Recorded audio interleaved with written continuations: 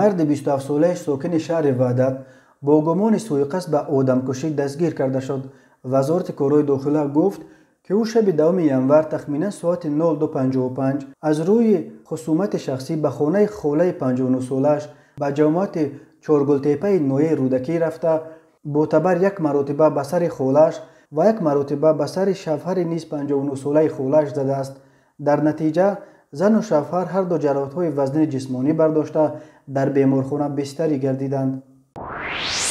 یک جوان 20 ساله ساکن جماعت دهمای نوحه جبار رسولوف به گمان قصداً رسانیدن ضرر وزنی به سلامتی دستگیر کرده شد. وزارت کارهای داخله گفت که او تخمینا ساعت 12:30 شب 2 ینور در حدود دهه گلستان با مرد 33 ساله ساکن جماعت دهمای وا خورده 2 مرتبه به شکم او کارد زده است. در نتیجه جبر دیده جراحت وزنی جسمانی برداشته در بیمارخانه بستری گردیده است.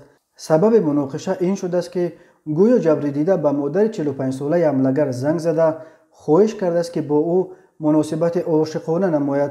نسبت گمانبر شده پرونده جنایتی آغاز کرده شده است.